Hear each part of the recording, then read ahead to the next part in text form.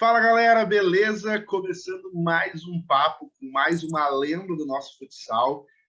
Vocês aqui já recebeu aqui no programa Fininho, Jorginho, Ortiz, Paulinho Saranduva, e hoje a gente tem a honra de receber o treinador da seleção brasileira de futsal, o Marquinhos Xavier. Eu gostaria de, antes da gente começar essa entrevista, eu te agradecer, Marquinhos, por ter aberto esse espaço na agenda. Afinal, é o teu tempo, eu sei que é um tempo corrido, e vai ser uma honra poder conversar contigo.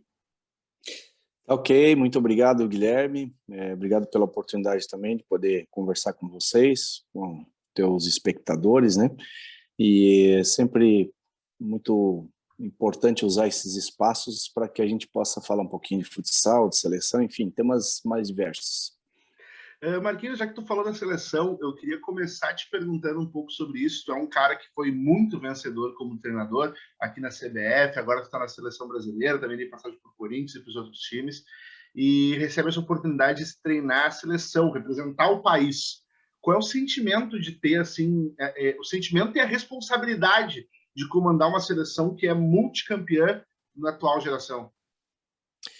Bom, caminho comum para quase todos os treinadores, né? A gente acaba tendo a oportunidade de desenvolver um trabalho dentro de um clube, alcançar o objetivo dentro do clube, chamar a atenção da população geral, né, para o que está acontecendo, para o que está sendo trabalhado. Aí vem as conquistas, os títulos que acabam chancelando a carreira do treinador.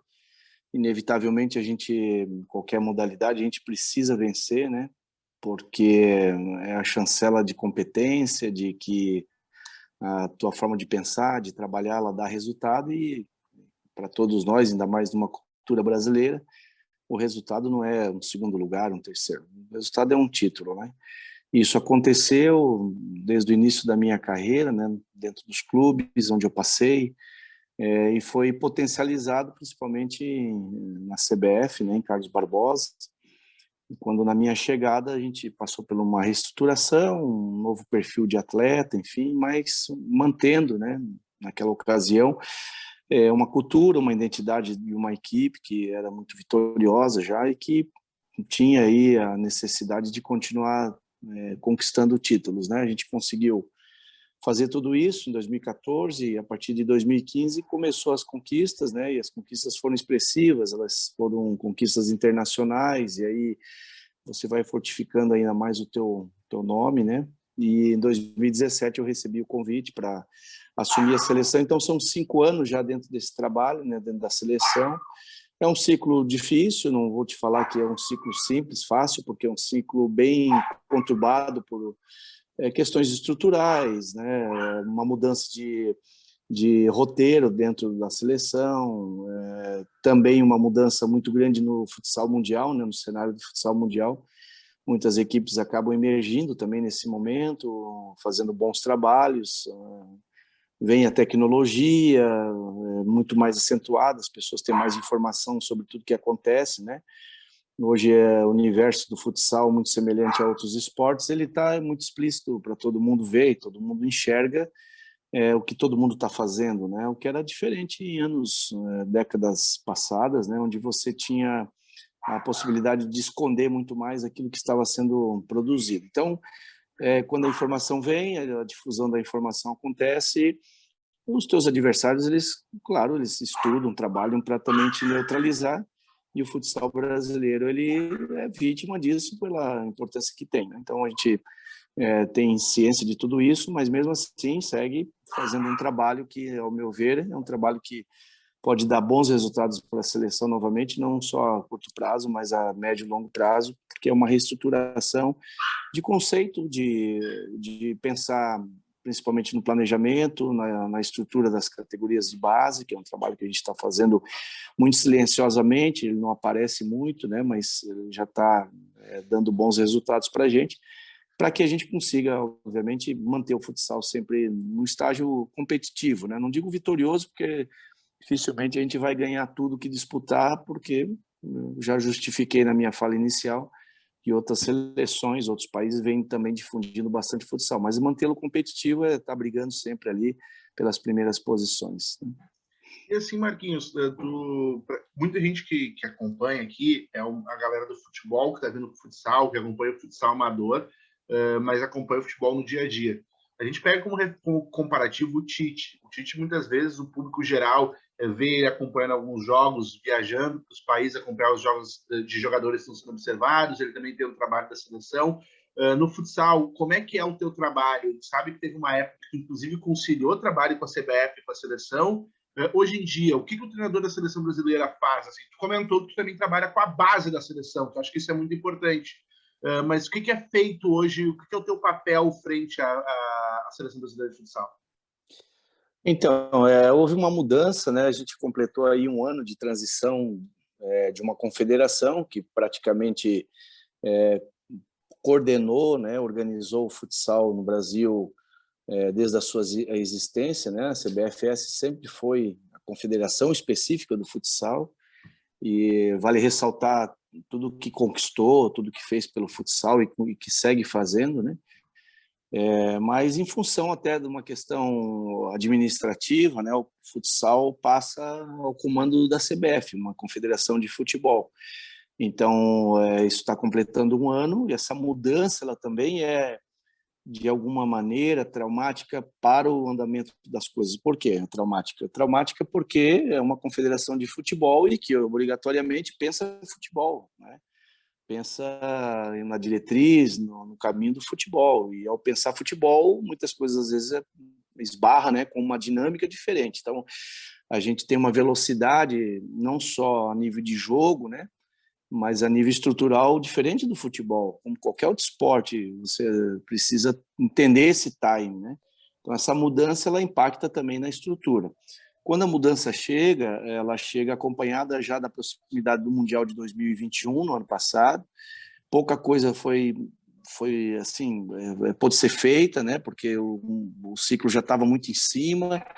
Aquilo que já havia se perdido não tinha mais como ser recuperado. A gente não recupera datas, né? A gente não recupera o que passou, o treinamento. A gente não recupera isso. A gente, infelizmente, veste uma camisa com uma expressão mundial, né, com uma marca muito forte, traz um retrospecto também do futebol para essa camisa, para essa marca. Isso repercute positivamente pelo aspecto da visibilidade, da exploração da própria imagem, né, dos veículos de imprensa que se interessam até muito mais, né, por fazer a divulgação dessa marca.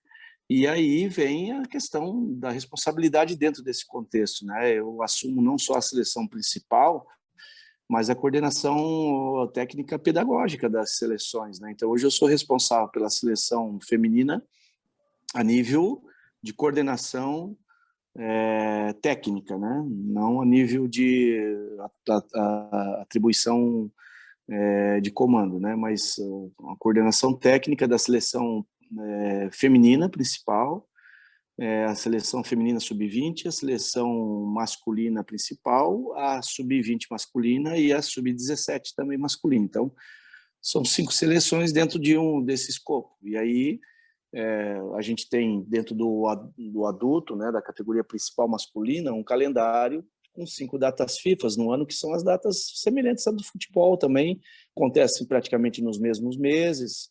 A diferença é com relação ao tipo de data, né, a dias, mas ela acontece praticamente da mesma forma. Então, são 5 datas, é um universo pequeno, perto de um treinador que está acostumado com um clube, né, qualquer treinador que chega lá sente esse impacto.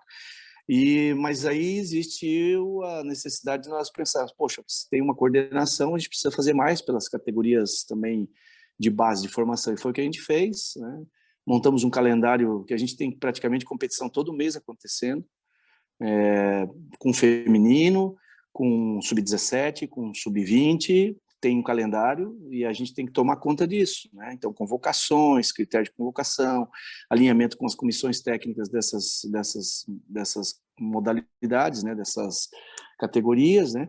E tentar, assim, construir um calendário cheio que possa também privilegiar a nossa formação. Tivemos recentemente em Rosário, na Argentina, com a conquista do título do Sub-18, né, que é uma categoria que foi uma competição coordenada pelo Comitê Olímpico Sul-Americano, E nós vencemos, né? Vencemos a Argentina. Então nós temos uma geração sub-17 muito boa que jogou essa competição sub-18.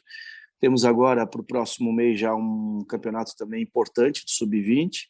Temos 2 amistosos contra a Espanha no sub-20, isso jamais aconteceu. Temos aí um calendário muito legal com o feminino, uma competição que vai acontecer em Santa Catarina, envolvendo várias seleções, já está sendo planificada a parte final. Então, é isso aí, o futsal não é só o masculino, né? O futsal não é só uma equipe principal, o futsal precisa ser pensado na formação. Então, a gente tem geração muito boa, uma geração sub-20, sub-23 muito boa, que a gente precisa cuidar, porque essa geração vai disputar o Mundial talvez de 28, de 32, e a gente espera preparar melhor essas seleções, não é como a gente fazia antes, né? Chega lá, coloca a camisa, vai e joga. A gente precisa pensar nessa formatação, e isso está sendo pensado e a gente está tendo um suporte da CBF em relação a isso. Então, o meu trabalho é cuidar de tudo isso e alinhar tudo isso junto com as comissões técnicas específicas de cada categoria, né? E assim, tu falou dessa situação, que não é mais como antigamente ali. Tu pegou uma evolução do futsal, porque tu foi jogador antes, tu pegou a evolução do futsal como treinador. Hoje a gente vê um futsal cada vez mais profissional, com a Liga Nacional, com as competições, com até os times femininos. Obviamente o Leoa se destacou mais por causa da Mandinha, mas tem uma liga feminina muito forte. Os estaduais também estão investindo em campeonatos femininos, as federações estaduais. Como é que tu vê essa evolução do futsal hoje, assim, comparando o tempo que tu jogou, começou a treinar até o momento que tu vê agora, e o que tu acha que ainda precisa evoluir, que ainda está um pouco para trás, assim, que ainda não foi conseguido dar esse próximo passo? A mudança ela foi benéfica, né? Eu diria que nós fizemos aí uma espécie de uma montanha-russa, porque a gente sai de um patamar um pouco mais amador, menos profissional, né? Nas décadas ali de 80, mais ou menos. Depois, 90, vem uma era profissionalização. A década dos anos 2000 é a era dos altos investimentos. Então, a gente tem grandes clubes investindo, né? No Rio Grande do Sul, Santa Catarina, São Paulo, enfim. O Nordeste também, né? Era muito forte. Vem a criação da Primeira Liga, né, em 96, a partir de 96, e aí vem essa fase mais profissional e o futsal vai evoluindo, né? Porém, quando eu falo que é uma montanha-russa, porque depois, penso eu que depois de 2000 ali, depois de 2010, a gente encontra alguns complicadores econômicos, né, e vem acontecendo uma queda. A partir de 2014, 2015, a gente sofre uma queda vertiginosa para um patamar hoje que eu fico preocupado dentro de uma liga nacional, porque os investimentos são baixos, né, em relação a outras modalidades. A gente tem pouquíssimas equipes realmente remunerando bem, né? Isso no naipe masculino. No naipe feminino, a gente está aí lutando bastante, né? Uma liga nacional bem estruturada. O feminino é muito bem organizado pelas pessoas que fazem futsal feminino no nosso país. Infelizmente, sofre como qualquer esporte feminino, inclusive o futebol feminino, com a falta de apoio, com a falta de estrutura. Falta muito isso, falta bastante para elas chegarem ao nível que a gente gostaria que elas tivessem, né? Mas por serem muito organizados, eles conseguem estar competindo. Então tem uma liga aí acontecendo, né? Chancelada também pela CBF, e o futsal passa essa montanha-russa frequentemente, né? O que a gente precisa, aí vamos apontar porque a gente precisa realmente mais apoio financeiro, né? E esse apoio financeiro ele pode vir através de instituições que realmente pensem o futsal de uma forma mais profissional. Nada contra o futebol, muito ao contrário, o futebol é uma modalidade também muito apaixonante, mas a gente tem que dar mais espaço para outras modalidades, né? A gente se questiona, não sei se isso é interesse também das confederações, das federações, da própria FIFA, que o futsal cresça mais do que ele já está, porque ele é um concorrente do futebol, ele é um futebol diferente, né? Numa quadra, com sua especificidade, enfim, com sua dinâmica, e ele é atrativo. Quando você vai assistir um jogo de futsal, você vê o número de pessoas que são impactadas, né? Recentemente tivemos aí uma competição sub-20, né, 21, organizada por uma marca de produtos esportivos, que, cara, mais de 160 milhões de pessoas impactadas, né, na competição, vamos dizer assim, chancelada, mas extraoficial. E aí estão todas as competições que acontecem a nível amador, escolar, enfim, no bairro, enfim, que a gente vê o grande apelo das pessoas em assistir essa modalidade, que é legal. Então, nós precisamos de mais apoio institucional por parte das próprias ligas, das próprias instituições, né? No caso, hoje, a CBF tem essa responsabilidade junto à modalidade, né, de fazer com que essa modalidade aconteça. E a nossa missão, enquanto profissional de seleção e também, vamos dizer assim, de influenciar as pessoas através da fala, é pedir esse apoio, pedir, reivindicar e mostrar para essas pessoas que a gente dá retorno, que a gente tem essa possibilidade de devolver a quem investe na modalidade a sua visibilidade também de marca, né?